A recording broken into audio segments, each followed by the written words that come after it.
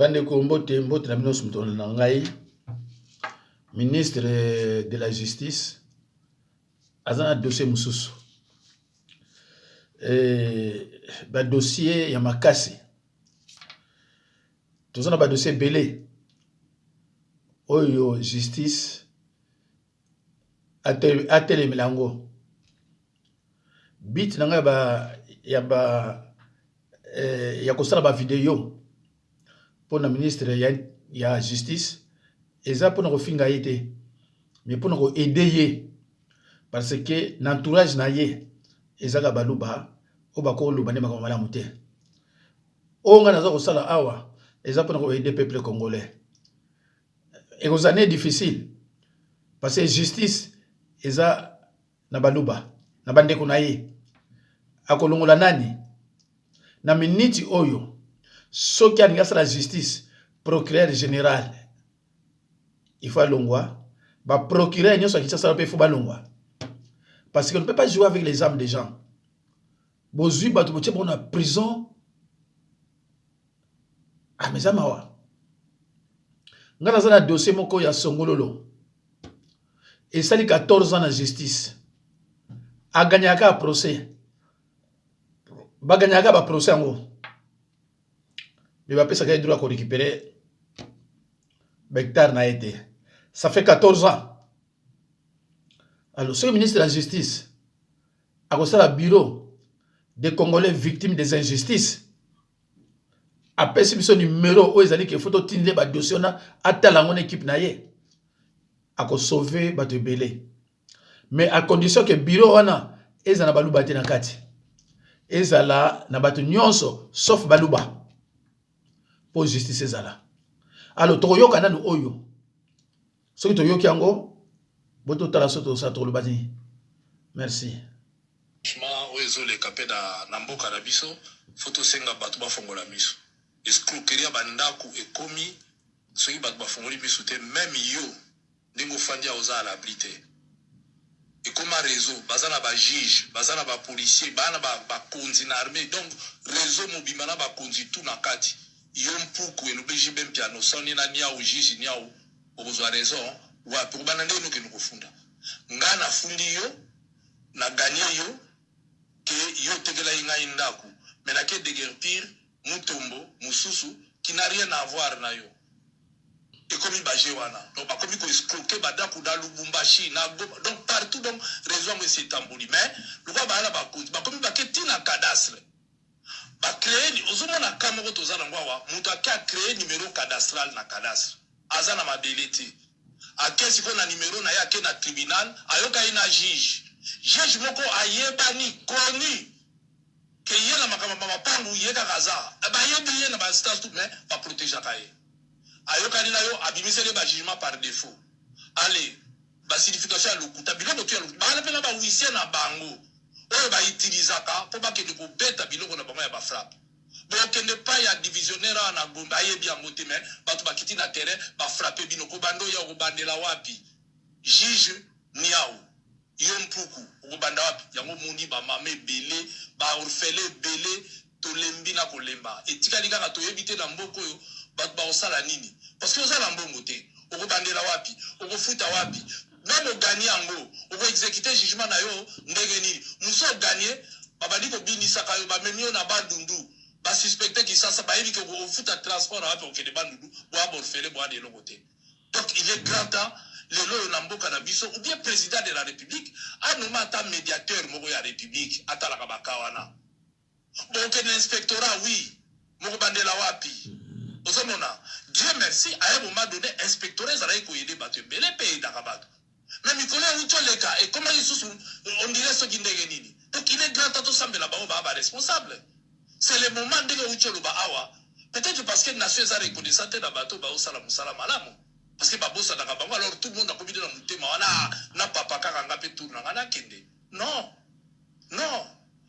tozonga ndako zangi ndenga kolia tous les jours c'est des problèmes comme ça et puis on dit que nous avons raison à obadela wapi ok na justice nini ndako na yo mais mutu muso azwi akoti obanda wapi ba etondi ba dossier boye mais ok na justice awa esenga ka bambongo ozonga o esengi boye kozala kokufela te ndeko fandi boy ato protéger ba na ndenge nini mais ba wana ba komana ba système ba développer o na uti oyebisa yo okuta mutu aye kofunda mutu a créer numéro cadastral a fundi a gagner yo so mona wapi mutu ayebisi yo ndaku na nga mama na nga tikeli nga ndaku na numéro 22 na balabala Kingandi lobi sans document même acte de vente ya mama na yo wana ya tikela ka wana ezalaka te mais aucun na tribunal o gagner allez ouais bengana so mona nga mutu a kota na ndaku asombaki ndako epa na yo po kota na ndako fake kofunda yo po bima na ndako ya kota seke eza escroquerie souvent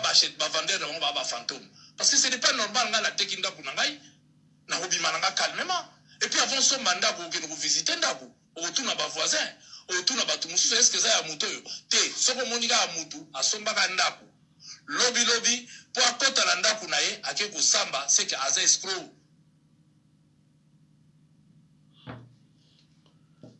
Bandeko nalembi na nzoto ata bamboka yango ezaka na désordre RDC makambo mosusu bazoexplike on dirait baza lukuta mais le monsieur est à Kinshasa oyo azoloba oyo aza na kati ya kini soki ministre ya justice alobi baluka ye bakozwa ye parce que azoloba bien juge yango aza connu de tous alors tango bakoluka juge yango onokuta yaza nani muluba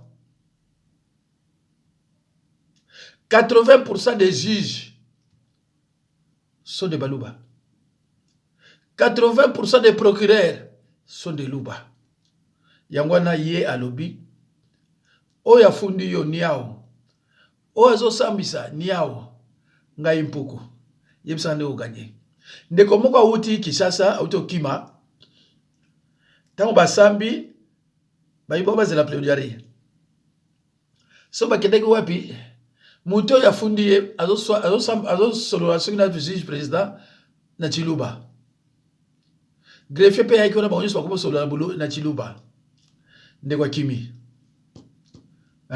ndeko akimi atiki albi non nakokende prison netige akimi tango babengi ye baseki ye c'est quoi bandeko na ngai c'est quoi c'est quel pays ya wana azoloba na ministre ya défense ya justice oyo batoure ye parce que eza difficile bavideo ngo na osala ye azwa yango parce que bato baza na tourage na ye bakobloke ye mais soki azoyokanga atalaka bavideo mingi oyo yanga ekoyede ye soki alingi osala mosala alongolaki tribalisme eza difficile mpona moluba alongolaki tribalisme mais soki alingi aide peuple congolais ameka na kolongola yango escroquerie bandako ekokomi tina katanga mais ça c'est grave ça nakini kutu na parlo pas mais comment bato bakozala vraiment boye naza na dossier ya Songololo 14 ans de jugement bato yango baganyaka kaka bauti koleka kutu na cour de cassation apesi bango raison mais baza na droit na raison na bango te bazongi su na nsima bazongi bango su na Songololo tala donc mutu congolais na kati ya mboka na ye aza komona ke effectivement justice eza te parce que c'est la justice qui élève une nation tant que justice eza te eza vraiment tina te ça c'est depuis Mobutu depuis Kabila et ainsi de suite justice ezalaka nango te na ntango Mobutu okosamba na Mongala ndenge nini na ntango Joseph Kabila okosamba na Katange ndenge nini sikoyo na ntango ya Tshilombo okosamba na Muluba ndenge nini ndeko za mawa sikoyo na minute oyo bazoluka ba modifier constitution Na minute oyoko. Ya Goma, tokoki ko toucher Kigali wana. Akolala lisusu na ndako na ete. Akokota zamba. Asakana na bato mususu, me asakana na Fati Beton te.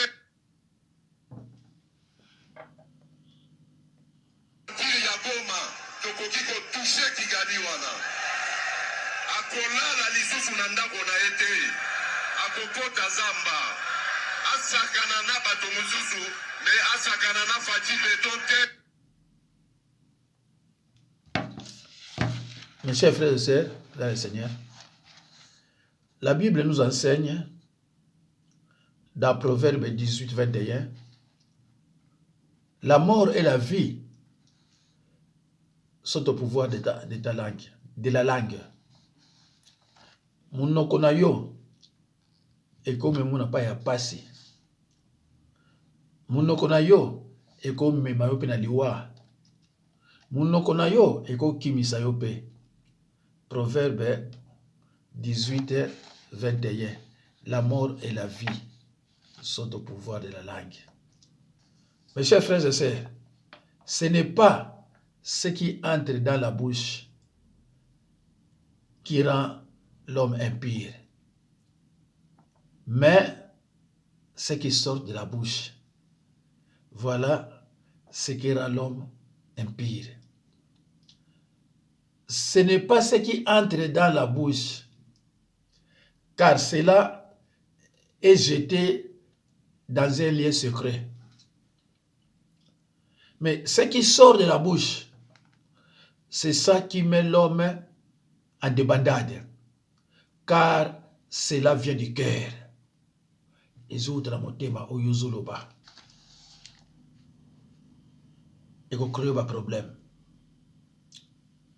Tu dois ouvrir la bouche avec sagesse. Déco, tu dois ouvrir la bouche avec sagesse. Proverbe 31, 6. Proverbe 31, 6.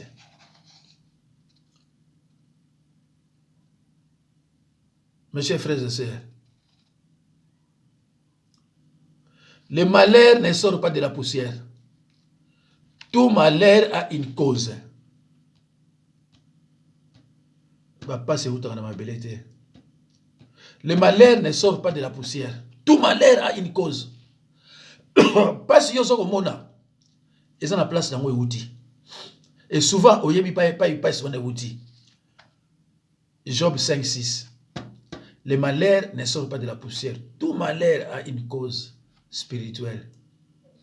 Ndeko nanga batelaka monoko na yo. Yango ndeko mema na beba. Frères et sœurs en Christ, to luka susu elo mususu. Nzambe. On fait des métiers. Vous n'êtes pas des originaires, des pur sang. Alors, le Rwanda a plus de 1,5 million Congolais qui vivent au Rwanda. Et tu sais quoi, parmi les 1,5 million, 800 000 sont Luba. Vous les avez répertoriés? Mais ce sont des chiffres. Les statistiques.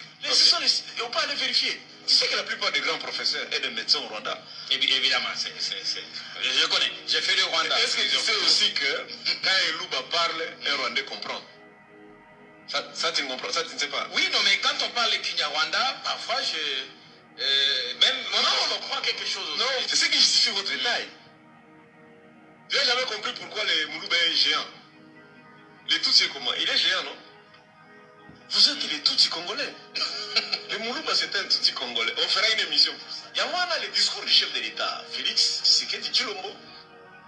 Il a encore répété. Hein? Le Congo, il y a des mélodiques congolais. Bien, oui, ça. Tu es d'accord que quand on parle de Kinyarwanda, tu comprends. Un jour, je te dirai pourquoi James n'avait pas autorisé que l'AFDEL entre en Bujimaï. Je dirai ça un jour. Ou en dehors du micro. Bien, j'ai hâte de comprendre cette cette histoire anecdotique, j'ai hâte de comprendre. Mais tu comprends pourquoi Nemo Nassemi a appelé le président cousin? Pourquoi le Muyombe est cousin de Moulouba? Tu comprends un peu ça? Bon, quand on parle de Kiyombe, là aussi comme pour le Kinyarwanda, on s'entend plus ou moins. On a quelques trucs en commun. Je laisse à Thomas Louaka d'expliciter ça. C'est lui l'expert. Il connaît le Congo. Non, il faut qu'on fasse une émission pour mieux comprendre les choses. Ouais, je crois qu'il faut... Les émissions sont aussi pédagogiques. Oui. Et quand on nous invite sur le plateau, on ne vient pas forcément comme opposant. Oui. On peut aussi venir comme expert, comme intellectuel. Et on essaie de donner des informations vraies au Congo. C'est très important.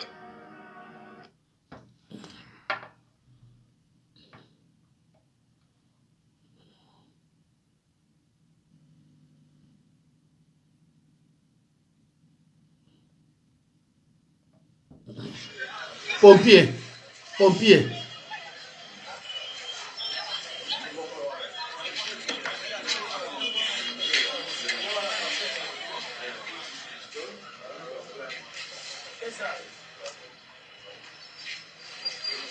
Omoni ba pompier, bandi omoni ba pompier na RDC. Hey! Tata Nzambi, vraiment pas si, hein? Bazo mai na bidon, aliya mati kuna. Ah!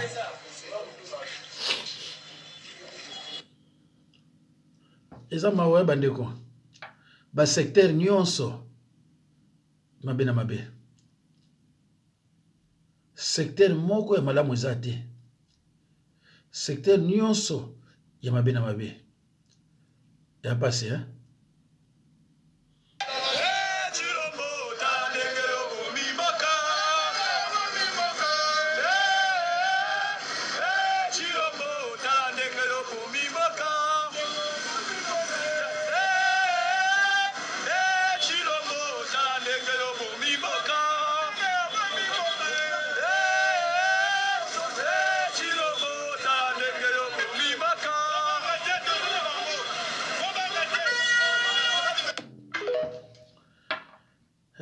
Bande utela examina ta oyo kate nazolo bango na lingala mundele azosakana na biso amoni biso bazoba amoni biso banyama balobi boye États-Unis, Suisse, Canada, Angleterre, Irlande du Nord na Union européenne mobimba balobi tokokanga frontière na biso te toko construire mur na Rwanda te toko signer accord na Russie te toko iko boya ba nyamulenge na kati ya ba institution na biso te, il faut pas la représenter, c'est obligatoire. Leur présence, ils doivent avoir un quota na armée, na police, na gouvernement, na service national, na service ya renseignement nyonso. Toko kiko exécuter moratoire ya peine de mort te diplomatie nde l'unique façon ya kosisa bitumba ya est toko bunda na Rwanda te. Oui, oui. Rwanda les protéger. Oui. Na question ya nini ya négociation na M23. Question ya est, il faut tout sur le bien pour frontière les amalamu te entre les deux pays. Il faut frontière il y a Congo na Rwanda, ba boujango, ba pesa Rwanda mabele à peu près 300 km. Oui, alobi FDLR Congo et cause à FDLR il faut tout bien dans FDLR nyonso pas à la kata mboka te. 9 alobi il faut tout solo la na M23 na AFC ya Corneille Nanga. Tout solo la bien parce que bango basi bazu déjà parti mondene ya mboka to ko boya ko solo na bango te pour tout ça la brassage na mixage ya sika. 10 balobi tozela toyamba 100 000 réfugiés congolais au bazala na Rwanda bazonga na Congo. Non, bandeko, trop c'est trop. Il est temps que le monde sache que le Congo, il y a des hommes. Il est temps qu'on sache qu'on ne peut pas intimider les Congolais. L'ambassade nyonso et Kangama. L'ambassade ya bamindele nyonso eza na kata mboka. et Kangama. Ils sont nos ennemis. Ils nous ont déclaré la guerre comme maître. Ils sont nos ennemis. Bitum, ça c'est une guerre. Bandeko na longo yango. Bandeko na zwaki eloko moko boye. Batindela nga Bitakwira na banzi boye biye. Bitakwira zoloba. Comment ça se fait que nous sommes en guerre et que la frontière est à Fongoma? Bandeko, réfléchissons. Bitakwira lobby. Comment ça se fait que nous sommes en guerre, mais la frontière est à Fongoma? Ce qui va frontière est à Fongoma, c'est que nous ne sommes pas en guerre. Parce que si nous sommes en guerre, et là, on va liboso, kokanga ba frontière. Mais si nous sommes en guerre, la frontière est à Fongoma. Et ça guerre modèle nini? Eza guerre ya modèle nini? Voilà.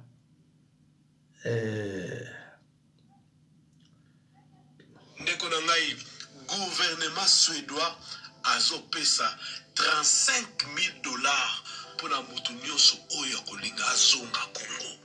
Voilà. Yo mutu okumisaka Fati Beton. Ovandaka na Suède, okumisaka Fati Beton. Fati Beton, mukwa tombolo, mwa mai. Gouvernement suédois alobi zongisa mukanda pour apesa yo 35 000 dollars. Congo si ebongi, pona yo Congo eza malamu. Sécurité za la Congo, état de droit za la Congo, liberté za la Congo. Eza tangu pona yo ndeko vandaka na Suède ozala mukanda kende kozongisa mikanda po bapesa yo 35 000 dollars na ba économie oyo bomba okozonga na Congo okobika malamu po parce que na Congo lelo état de droit ezali vie sociale eza malamu zwa bana na yo zwa mobile na yo bozonga Congo bakopesa bino par personne 35 000 dollars. Soki ozongi Congo te alors tika biso to critiquer Fati parce que pour la biso Fati azosala malamu te. Yo soko moni Fati azosala malamu tango oyo zonga Congo soki te vanda kimia malamu. Ciao. C'est triste, regardez-moi ça. Ça c'est l'avenue Kasavubu, la grande avenue Kasavubu. Et ici je suis au croisement Itaga et Kasavubu. Je viens de la ville. C'est tellement impraticable comme si nous étions à l'intérieur du pays. Regardez-moi ça. Ça c'est l'avenue Kasavubu. C'est vraiment triste. Ça c'est triste. Regardez-moi ça. Bandeko, boyoki message ya Suède. Ce qui vraiment monique ça ne tient pas. Ozokumisa Fati po azosala malamu. Balobi na yo bazopesa 35 000. Na 35 000 wana ozonga na yo très bien na mboka na yo. Mais so ozozonga te, cela veut dire que passe ça kuna. Eza maomi bandeko nanga na mboka neti RDC, rien ne va. Moi je me pose tellement de questions. Comment moto akosala 5 ans abimi incompétent? Oza président de la République. Bambongo ezali. Mais yo bimi incompétent. Net muso 18 ans na pouvoir. Asala le côté. Mais bazozo komisa ye. Abimi incompétent. Alo bandeko.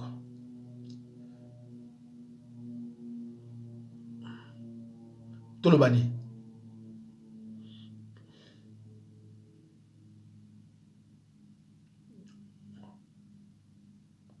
eza mawa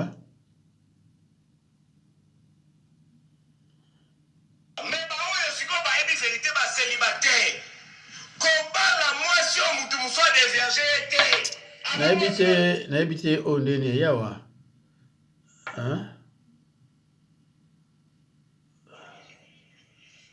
Bonjour, messieurs les mecs. Bonjour, comment ça va? Ça va bien. Quelles sont les nouvelles? Les nouvelles sont bonnes. Chez moi, les nouvelles ne sont pas bonnes. Pourquoi? Est-ce que vous avez déjà payé? Non. Allez chez vous, allez dire à vos parents que je vous chasse. Sortez ici. Sortez. Sortez ici.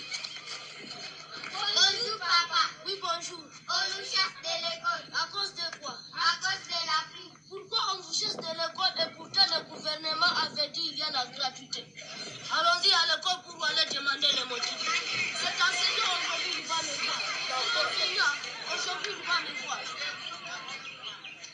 Bonjour monsieur le maître. Bonjour. Pourquoi tu chasses mes enfants? Parce qu'ils n'ont pas encore payé. Le gouvernement avait dit il y a la gratuité. Le gouvernement n'a pas dit qu'il y a la gratuité, mais plutôt gravité. Tu comprends, c'est la gravité. Est-ce que tu comprends, c'est la gravité? Parce que j'ai besoin de m'habiller, j'ai besoin de manger, j'ai besoin de faire mes enfants scolarisés. Et pourtant, tu sais, les enfants de politiciens étudient à l'étranger où l'on paye les études. Mais dans notre pays, on détruit l'éducation de nos enfants. Allez alors chez l'État, allez dire à l'État qu'il fait les études pour tes enfants. Oui, monsieur le maître, je comprends. Demain, je viendrai payer pour mes enfants. Merci, chers parents. bandeko meme bana ya mike bayebi ke eloko moko malongo eza te. Meme bana ya mike bayebi ke eloko eza te. Totala oyo congolais oyo aza na colère ye ndenge atalaka chef de l'état, en tout cas so bakutani na balabala ekoza malamu te. Totala ye nano so bakutani ne vraiment na balabala. Et le colloque, vous pensez, bon, ça fait 18 ans. Ceux qui basent la même erreur, Fatih fera plus que ça. Parce que l'erreur la plus importante dans la vie est de sous-estimer l'adversaire. On ne sous-estime pas un adversaire. Kabila ou Medi Namboko parce que les gens pensaient qu'il était bête. Et le colloque, vous pensez, bon, ça fait 18 ans. Ceux qui basent la même erreur, Fatih fera plus que ça. Parce que l'erreur la plus importante dans la vie est de sous-estimer l'adversaire. On ne sous-estime pas un adversaire. Kabila ou Medi Namboko parce que les gens pensaient qu'il était bête. Et le colloque, vous pensez, bon, ça fait 18 ans. Ceux qui basent la même erreur, Fatih fera plus que ça. Parce que l'erreur la plus importante dans la vie est de sous-estimer l'adversaire. On ne sous-estime pas un adversaire. Kabila ou Medi Namboko parce que les gens pensaient qu'il était bête. Et le colloque, vous pensez, bon, ça fait 18 ans. Ceux qui basent la même erreur, Fatih fera plus que ça. Parce que l'erreur la plus importante dans la vie est de sous-estimer l'adversaire. On ne sous-estime pas un adversaire. Botala elongi elongi ya mutu azotala bango. Et le colloque, vous pensez, bon, ça fait 18 ans. Botala elongi ya mutu azotala bango. Fatih fera plus que ça. Parce que l'erreur la plus importante dans la vie est de sous-estimer l'adversaire. On ne sous-estime pas un adversaire. Bandeko, Kabila ou Medi Namboko il faut mona ke bato bakoma na kanda. Il faut mona mutu yo azotala figure ya mutu azotala makambo ngo. Bomoni figure na ye. Donc akoki koseka te. Eloko moko te. Nzambe na ngai. Ndeko na minute no solo bana bino. Baza kobongisa déjà modification ya constitution na faveur ya Tshilombo. Tshilombo alingi après 2023 kaka yaza la président. Bandeko mboka eza ya yo te. Yo zaona kaka un gérant pour un laps de temps. Mais tant okomi wana okomi ko boma bato. Okomi ko sala bato mabe. Olingi soko longwa te. Mais pourtant ya finya Mobutu fou. Hein?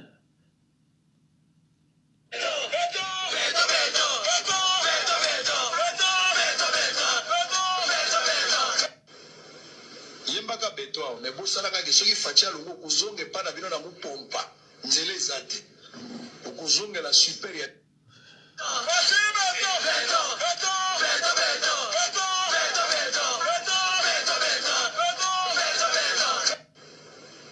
yembaka beto mais bosalaka ke soki fatia longo kuzonge pana bino na mupompa nzele zate okuzonge la super ya En tout cas, mukolo penza Tshilombo ekozala ki alongwe ekozala ekozala vraiment scandale na RDC ndenge nazoyoka na bato ya Kisasa kuna ke jour Tshilombo ekozala ke atiki mboka ekozala mobulu toyoka bandeko ata moke. Monsieur Mbote mwana mboka Justin Bitakwira. Mbote Miriam Bokitu. Tomoni jeudi à peine plénière et bandi bino bobimi na bino bandi ko saba déclaration libanda. Problème oyo pensa ezala ki poto bima. C'est que premier vice-président ya assemblée Tilumbai a minimisé question. Pour proposition na bino de koloba nini pensa. Il fallait tout débattre. OK, sur Toyeba côté fort na côté faible.